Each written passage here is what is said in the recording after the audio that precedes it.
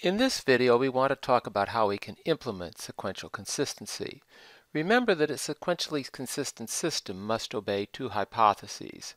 First of all, program order, that is, that all instructions appear to execute in the same order that they appear in the program. And second, atomicity. All instructions, all memory loads and stores appear to every processor to take place at the same time. So a single store appears to take place at the same time, regardless of which processor it's being viewed from. Which hypothesis can be guaranteed by software? Well, it shouldn't take too much thinking to realize that this is the program order expectation, because it's the compiler that determines where certain instructions are compiled. The compiler needs to make sure that they're compiled in order. So we need to ensure that the compiler does not reorder memory accesses as it might try to do in an effort to get the operands ready before they're actually used. Sometimes you move instructions around so that you can ready an operand before it's used. And if you have a long line of sequential code, you have a good deal of flexibility for the order in which you compile the instructions. But if you want to have sequential consistency, the instructions need to be compiled into the program, into the object program, in order. Then we declare critical variables as volatile so that we don't wind up with them allocated in registers, because as soon as a variable is allocated in a register, there's an extra copy of it, and changes to it can be seen in one location and not seen in another location. And so then, which hypothesis needs to be maintained by hardware? Well, of course, it's the other one, the atomicity expectation. And that's because only hardware can assure that memory accesses, stores in particular, are seen everywhere in the system at the same time.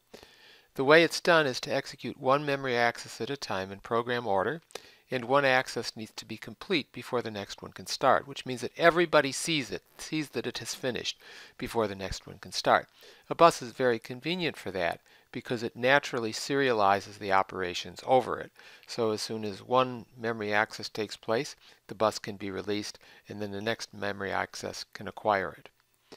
In the processor pipeline, we could still overlap or reorder operations.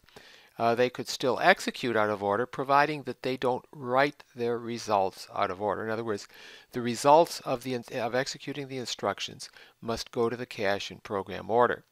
A load is called complete when the block has been read from the cache, and a store is complete when an invalidation has been posted on a bus or acknowledged, because it's only then that we can assure that the other processors see the result of that load. Let's take a look at an example of sequentially consistent ordering. And here we have a 5-statement sequence of instructions. We have a load, a couple of loads actually, then a couple of stores, and then a load from the same location that we just did a store to. If we have our program order expectation satisfied, then S1 needs to complete before S2, and S2 needs to complete before S3, and so forth. This means that if S1 causes a cache miss, but S2 is a cache hit, S2 still needs to wait until S1 is completed. So you can't finish the cache hit before you finish the cache miss. Ditto for S3 and S4. S5 needs to wait for S4 to complete because it's loading the value that was stored by S4, even though stores are often retired early. So we can't just throw away the store here and assume that the following instruction can go ahead. The following load needs to wait until the store instruction is actually completed before it can load the value. And that's pretty slow because you got it in a register, you're putting it in a register, but you have to wait for it to go to memory and then come from memory. But that's what's needed in order to assure sequential consistency. Also notice that S4 and S5 are to the same location. So S5 must wait for S4 to complete, even though they're to the same location, because we have to have the instructions executed in program order. There are several ways of improving sequential consistency performance. The first of them is via prefetching. Prefetching means that we start a subsequent load before a previous load is finished. And this helps us avoid the delays that occur sometimes because of cache misses. We can employ load prefetching as soon as we know the address of the subsequent instruction is going to read from memory. So as soon as we know where it's going to read from memory, we can start the fetch. In order to do that, we issue a prefetch request to fetch the cache block in exclusive or shared state. We know it's exclusive or shared because we're just doing a read. We're not making any changes to it. It is also theoretically possible to use store prefetching, where we issue a prefetch request to the block in modified state as soon as we know an address. But prefetching doesn't work perfectly. Why not? Well, the first possibility is that we might prefetch too late, and then prefetching doesn't buy us much. Or we might prefetch too early, and that has its own hazard. It puts something in the cache that may not be needed in the cache, which might stop something that is needed from getting into the cache. Or the block might not make it to the time when it's needed. It might be ejected by something else before it is even used. So prefetching has limited applicability. Another way to improve the performance of sequential consistency is via speculation. And this is a concept that we really haven't seen very much in this class, except when we talked about branch prediction. When you predict a branch and start prefetching from the target, if the target is actually where you're supposed to go after the branch instruction, then you've saved yourself some time. But if the target isn't where you're supposed to go, well, then you got to go back and fetch the next sequential instruction. So you've wasted some time.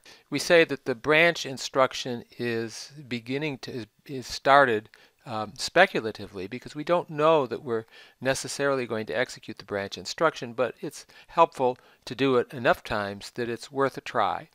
So that's what we've done when we execute an instruction speculatively. We can let instructions execute out of order, but if atomicity turns out to be violated, then we've got to go back and redo the instructions. The ability to undo and redo execution of instructions is already present in out-of-order processors, and we don't cover it in this class, but if any of you happen to be double majors and take ECE 463, you'll cover it there. So all we really need to do, the only thing we need to add to the architecture is the ability to determine when atomicity has been violated, and then we can do reordering speculatively. An example is where we have load A followed by load B. If we did it strictly sequentially, you got to do the load A and then the load B. With speculation, you can do the load B before the load A finishes, and the processor just says that it just marks the load B as speculative. So there has to be a bit associated with the instruction saying it's speculative. And then if the value of B changes in the meantime, then that instruction, the load that's in progress is invalidated, and then it's got to be redone. So the architecture cancels it and re-executes it. That's a little bit more complicated, but it's sometimes worth it, at least for loads. Store speculation is even harder because instead of redoing a load, we'd have to, undoing and redoing a load, we'd have to undo and redo a store, so then you change a memory location back to its previous value. And that's just too complicated, so it's not normally used. Normally we'd only use load speculation. So these are some ways that we can make sequential consistency a little faster, and that's really necessary because sequential consistency slows down things so much, since every access to shared memory everywhere in the system needs to execute strictly sequentially.